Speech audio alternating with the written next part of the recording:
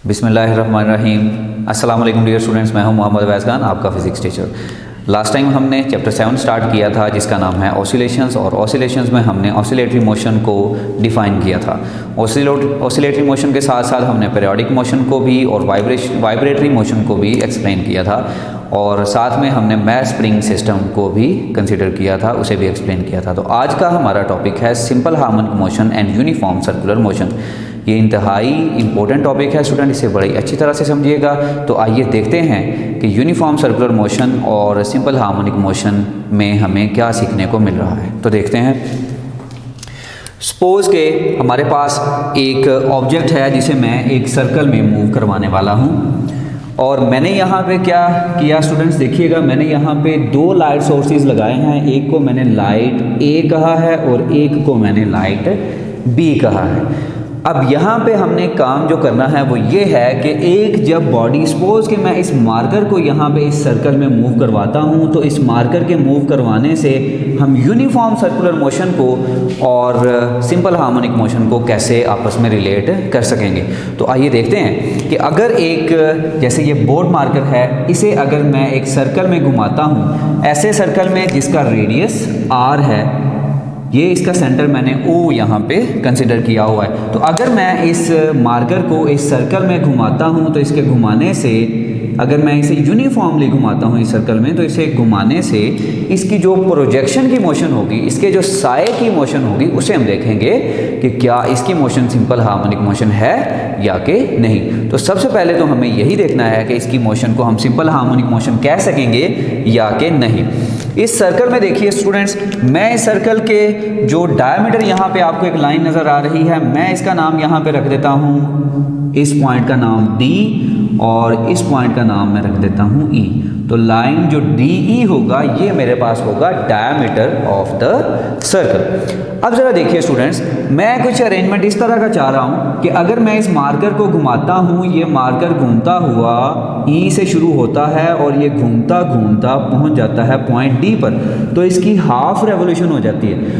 और मैं ये चाहता हूँ कि अगर इसकी हाफ रेवोल्यूशन मैं देख रहा हूँ अपर पार्ट इस सर्कल का, तो उसके लिए लाइट A को ऑन हो जाना चाहिए। लाइट A ऑन होगी तो मैं इस लाइन DE के अलोंग इस मार्कर का प्रोजेक्शन देख सकूंगा। तो इस तरह से जब ये मार्कर मूव करेगा, इसका प्रोजेक्शन मैं लाइन DE के अलोंग देखूंगा। उसके बाद जब ये मार्कर D से मूव करना स्टार्ट करेगा, यानी कि lower part of this circle, तो इसके लिए ये मूव जब कर रहा होगा D से दोबारा E की तरफ, तो तब मैं चाहता हूँ कि लाइट B ऑन हो जाए और मैं इसका प्रोजेक्शन देख लूँ इस लाइन DE के अलोंग दोबारा से। तो देखेंगे हम इसमें कि क्या इस मार्कर की मोशन से जो इसका प्रोजेक्शन है, क्या वो इस लाइन DE के अलोंग ही मूव करेगा, और अगर मूव करेगा तो उसकी मोशन को हम क्या नाम देंगे। तो आइए देखते हैं कि इसमें हमें इस मार्कर की मोशन क्या रिजल्ट देगी।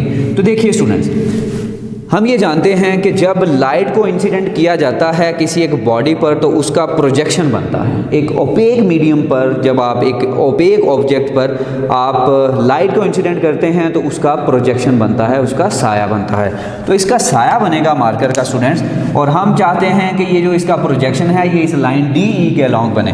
तो मैं ये देखता हूँ कि जब ये मार्कर मूव करेगा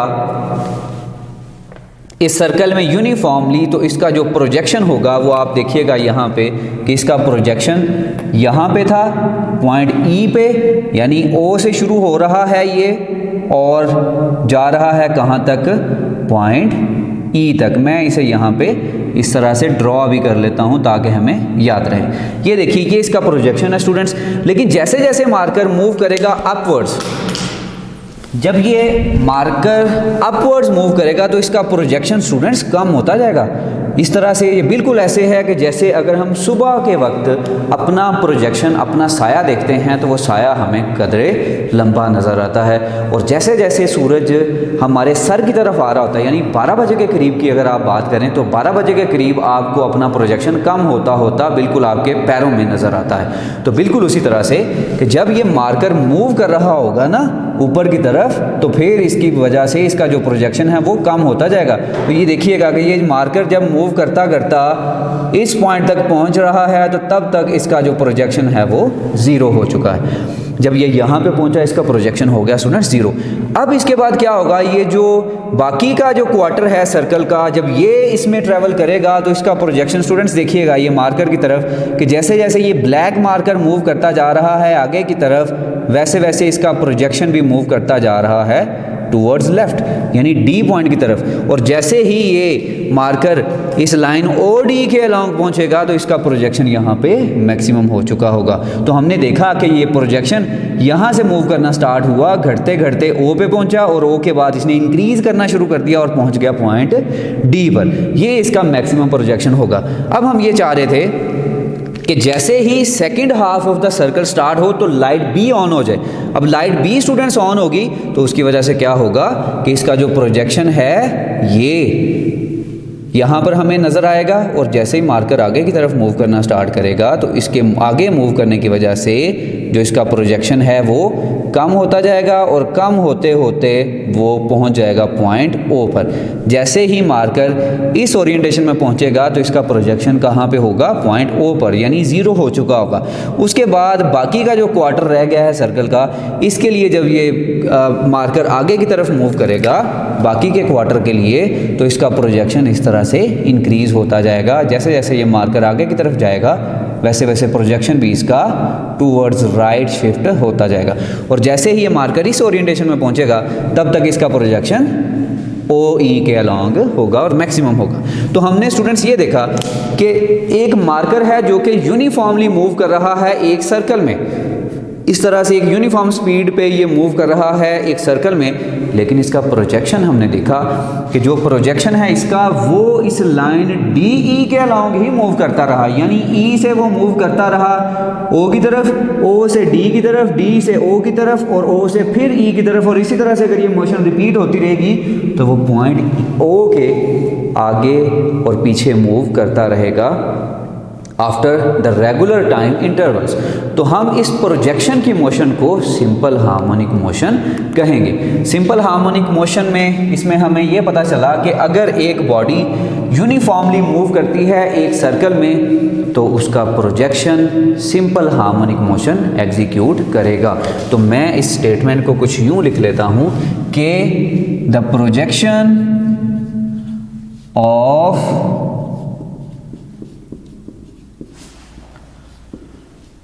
a body circulating uniformly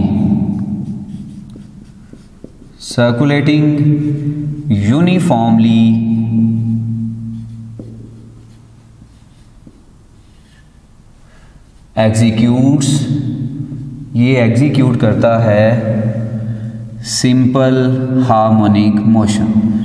अब ये इस बात में हमें कोई डाउट नहीं है कि इसके प्रोजेक्शन की मोशन जो है that is a simple harmonic motion. अब इसके बाद हम देखेंगे कि ये जो ऑब्जेक्ट यहाँ पर एक सर्कल में मूव कर रहा है ये कितना डिस्प्लेसमेंट कवर करता है। लेकिन डिस्प्लेसमेंट को अंडरस्टैंड करने के लिए मैं यहाँ पे बात करूँगा एक चीज़ की, जो मैं यहाँ पे लिख रहा हूँ उसे हम कहते हैं फेज़। ये फेज़ क्या होता है? फेज़ स्टूडेंट्स एक एंगल है, फेज़ एक एंगल है जो कि, अब एंगल है तो स्टूडेंट्स हम इसे थीटा से रिप्रेजेंट कर सकते हैं। ये एक एंगल है और ये क्या बताता है भला? ये बताता है हमें इंस्टेंटेनियस डिस्प्लेसमेंट,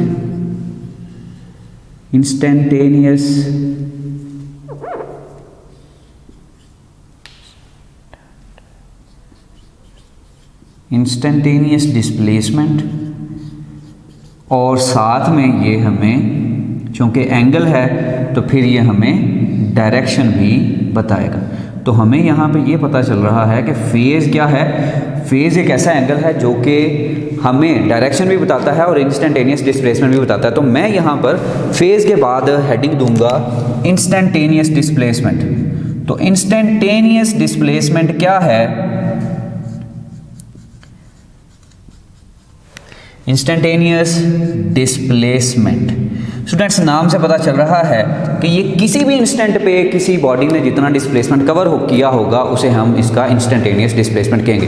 तो यहाँ पे चूंकि हमने सिंपल हार्मोनिक मोशन में डिस्कस करना है कि ये कितना डिस्प्लेसमेंट कवर हुआ होगा, तो सिंपल हार्मोनिक मोशन के लिए यहाँ पे हम देखेंगे कि सिंपल हार्मोनिक मोशन में तो इस डायग्राम के मुताबिक students projection of the circulating body जो है वो सिंपल हार्मोनिक मोशन में है। सो मैं उसी की मोशन के बारे में बताऊँगा और उसी के इंस्टेंटेनियस डिस्प्लेसमेंट की हम बात करेंगे। सपोज के एक ऑब्जेक्ट जो है ये पॉइंट ई से मूव करता हुआ पॉइंट पी तक पहुंच जाता है और इसके यहाँ पे पहुंचने की वजह से इसका जो सेंटर ऑफ द सर्कल पे एंगल बनता है, मैं उसे स्टूडेंट्स कह देता हूँ थीटा। तो ये देखिएगा, ये अगर इस लाइन की लेंथ सर्कल की बाउंड्री तक आर है सेंटर से लेके, तो ये भी सर्कल की बाउंड्री तक है सेंटर से लेके, तो इसका मतलब है इस लाइन की लेंथ भी क्या होगी, आर होगी। तो मैं अगर यहाँ पे ये करता हूँ कि इस आर को इसके कंपोनेंट्स में रिजॉल्व कर लेता हूँ, एक एक्स एक्सिस के अलॉन्ग और एक वाई एक्सिस के अलॉन्ग। ये जो एक्स एक्सिस के अलॉन्ग है इसे मैं नाम दे देता हूँ स्टूडेंट्स एक्स का, और जो y एक्सिस के अलॉन्ग जो लाइन है हमारे पास, मैं उसे नाम दे देता हूँ y का। तो यहाँ पे स्टूडेंट्स देखिए प्रोजेक्शन, मुझे बताइएगा कि प्रोजेक्शन मूव कर रहा है x एक्सिस के अलॉन्ग या y एक्सिस के अलॉन्ग। तो यकीनन ये जो प्रोजेक्शन है x एक्सिस के अलॉन्ग मूव कर रहा है। सो इंस्टेंटेनियस डिस्प्लेसमेंट जो है वो भी मैं x एक्सिस के अलॉन्ग लूँगा। तो x एक्सिस के अलॉन्ग लूँगा, यानी मेरे पास ये इस ट्राइंगल की जो हमारे सामने है थीटा वाली साइड है, तो इसका मतलब ये बेस होगी और ये होगा हाइपोटेन्यूस। तो मैं बेस और हाइपोटेन्यूस के लिए कौन सी रेशियो स्टूडेंट्स लगा सकता हूँ, कॉस थीटा। तो मैं यहाँ पे लिखता हूँ कि इस डायग्राम में जो कॉस थीटा है वो किससे इक्वल है। तो देखिए कॉस थीटा यहाँ पे इक्वल होगा बेस ओवर हाइपोटेन्यूस। तो बेस है मेरे पास ओ ई और जो हाइपोटेन्यूस है मेरे पास वो है ओ पी। तो मैं यहाँ पे इनकी वैल्यूज़ भी साथ में पुट कर देता हूँ कि जो ये हमारे पास ओ ई है इसकी लेंथ है x और जो ओ पी है उसकी लेंथ है r। तो मेरे पास स्टूडेंट कॉस थीटा इक्वल आ गया x ओवर r के। तो यहाँ से हम अगर x की वैल्यू लेना चाहते हैं, यानी कि कितना डिस्प्लेसमेंट इसने कवर किया है, तो वो हम कैलकुलेट कर सकते हैं कि r यहाँ पे डिवाइड हो रहा है तो इस साइड पे आके ये मल्टीप्लाई हो जाएगा। तो x इक्वल आ जाएगा students, x is equal to r cos of theta. ये स्टूडेंट्स हमारे पास फॉर्मूला है एक, जिसकी मदद से हम इस प्रोजेक्शन का इंस्टेंटेनियस डिस्प्लेसमेंट कैलकुलेट कर सकते हैं। अब इस फार्मूला के मुताबिक हमें अगर थीटा की वैल्यू गिवन होगी तो उसके मुताबिक हम इसका डिस्प्लेसमेंट बता सकेंगे। और स्टूडेंट्स यहाँ पे एक बात याद रखिएगा कि ये जो फार्मूला है x is equal to r cos of theta, ये हम तब यूज़ करते हैं व्हेन मोशन, यानी सिंपल हार्मोनिक मोशन जो है starts from the extreme position. अब ये बात मैंने कैसे कर दी स्टूडेंट्स, देखिएगा ये प्रोजेक्शन की मोशन मैंने मार्कर को यहाँ से मूव करवाना स्टार्ट किया था, तो इसका मतलब प्रोजेक्शन यहाँ से स्टार्ट हुआ था। अब ज़रा आप इस डायग्राम में देखें जिसमें E से D तक और D से दोबारा E तक एक प्रोजेक्शन मूव कर रहा है। O तो होगी हमारे पास मीन पोजीशन, तो E और D है हमारे पास एक्सट्रीम पोजीशन, और मोशन हमने स्टार्ट करवाई थी चूँकि एक्सट्रीम पोजीशन से। सो मैंने यहाँ पे लिख दिया कि ये जो formula x is equal to r cos of theta है, ये हम यूज़ करते हैं कब, when the motion starts from the extreme position. तो अब क्वेश्चन ये भी आ सकता है कि भाई अगर मोशन स्टार्ट हुई होगी मीन पोजीशन से, तो फिर हम कौन सा फार्मूला यूज़ करेंगे। तो स्टूडेंट्स फिर हम फार्मूला यूज़ करेंगे x is equal to r sine of theta. तो ये स्टूडेंट्स याद रखिएगा कि ये फार्मूला हम तब यूज़ करेंगे जब मोशन स्टार्ट हुई होगी फ्रॉम द मीन पोजीशन। जब मोशन स्टार्ट होगी मीन पोजीशन से, तो फिर हम फार्मूला यूज़ करेंगे x is equal to r sine of theta.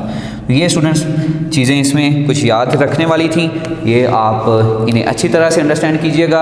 अब नेक्स्ट इस लेक्चर के पार्ट के लिए मैं उसमें आपके लिए एक्सप्लेन करूँगा इंस्टेंटेनियस वेलोसिटी को। तो उससे पढ़ने से पहले आपको इंस्टेंटेनियस डिस्प्लेसमेंट का कॉन्सेप्ट अच्छी तरह से क्लियर होना चाहिए। इस पार्ट में हमने ये सीखा कि जब एक बॉडी यूनिफॉर्मली एक सर्कल में मूव करती है तो उसका जो प्रोजेक्शन है वो अलॉन्ग द डायमीटर मूव करता है, अगर आप उसके ऊपर और नीचे एक लाइट लगा लेते हैं। तो फिर इसका मतलब ये होगा कि अगर उसके लाइट लगाने की वजह से आप उसका प्रोजेक्शन दे सकेंगे तो उसके जो प्रोजेक्शन की मोशन होगी वो प्रोजेक्शन की मोशन उसकी किस तरफ होगी, उस डायमीटर के अलाउंग। तो डायमीटर के अलाउंग जब उसकी मोशन हम देखेंगे तो उसकी मोशन को हम सिंपल हार्मोनिक मोशन कहेंगे। तो नेक्स्ट पार्ट के लिए इंस्टेंटेनियस वेलोसिटी के लिए हम नेक्स्ट लेक्चर में हाजिर होंगे। तब तक के लिए इजाज़त दीजिए। अल्लाह हाफिज़।